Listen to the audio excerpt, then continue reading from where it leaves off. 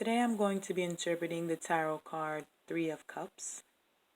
I'm using the Rider-Waite deck on the right and the Osogen deck on the left. This is a number 3 card. Number 3 speaks of expansion and fruition.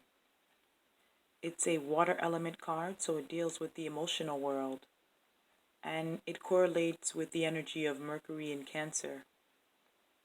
When the energy of this card finds you in a reading, you can expect opportunity, success, celebration, community, or social events. There's a sincere and genuine support with allies.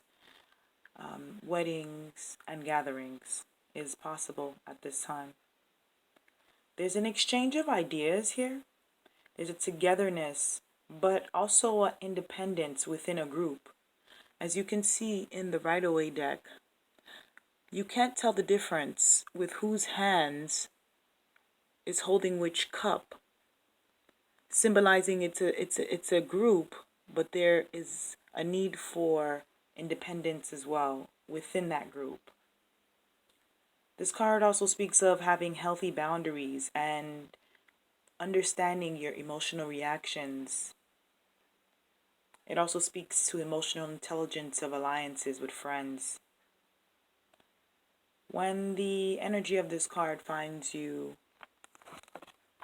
in reverse, there could be an overindulgence here with food, drinking, any type of sensual pleasures, overdoing it.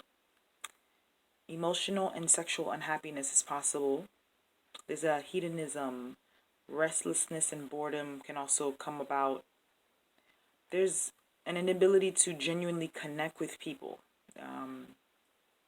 And you're not opening up. There's the energy of this card speaks to not opening up in a healthy way.